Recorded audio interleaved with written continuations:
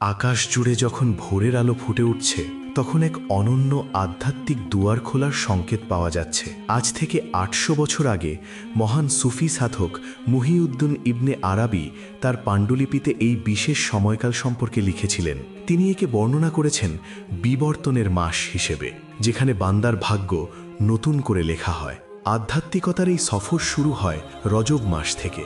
এটি হলো সেই পবিত্র সময় যখন আমরা আমাদের অন্তরের মাটিতে ঈমান ও সংকল্পের বীজ বপন করি। এটি প্রস্তুতির প্রথম ধাপ। এখন আমরা সেই শাবান মাসে প্রবেশ করেছি, যা হলো চারাগাছে পানি ঢালার সময়। ইবাদত, তওবা আর চোখের পানির মাধ্যমে আমরা আমাদের রোপণ করা সেই আধ্যাত্মিক বীজকে সতেজ করে তুলি। শাবান হলো সেই সেতু যা আমাদের রমজানের পূর্ণতার দিকে নিয়ে যায়। যে ব্যক্তি শাবানে তার অন্তরকে তৈরি করেছে, রমজানে সেই লাভ করে মহান রবের অবারিত রহমতের মিষ্টি ফসল। আর এই মাসেই রয়েছে সেই রহস্যময় ১৫ই শাবানের রাত, যখন মসজিদের মোমের আলোয় নিভৃতে বান্দা তার রবের কাছে হাত পাতে। এটি সেই রাত যখন আকাশের পর্দাগুলো একদম পাতলা হয়ে যায়। ইবনে আরাবি বলেন, এই রাতেই আগামী ১ বছরের হায়াত, মৌত আর রিজিকের চূড়ান্ত ফয়সালা হয়। নক্ষত্র খচিত এই আকাশের নিচে আপনার প্রতিটি চোখের পানি আজ ভাগ্য বদলে দিতে পারে।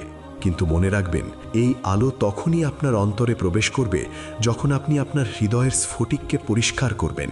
ঘৃণা, হিংসা আর বিদ্বেষের কাদা ধুয়ে না ফেললে রহমতের আলো সেখানে পৌঁছাতে পারে না। প্রজ্ঞাবানরা বা আরিফিনরা এই রাতে দুনিয়ার কিছু চান না।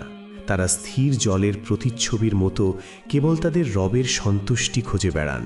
তাদের কাছে এই রাত হল সৃষ্টিকর্তার সাথে একান্তে কথা বলার উৎসব। শাবান শেষে যখন রমজানের নতুন চাঁদ উদিত হয়, তখন পৃথিবী এক নতুন সাজে সাজে। যারা শাবান মাসকে অবহেলায় কাটায়নি, তাদের কাছে এই চাঁদ এক পরম প্রাপ্তির সংবাদ নিয়ে আসে। রমজান মাসের এই মিলন আপনার জীবনের সবচেয়ে বড় মোড় হতে পারে। নিজের আত্মাকে জাগিয়ে তুলুন, কারণ এই ডাক সরাসরি আপনার রবের পক্ষ থেকে।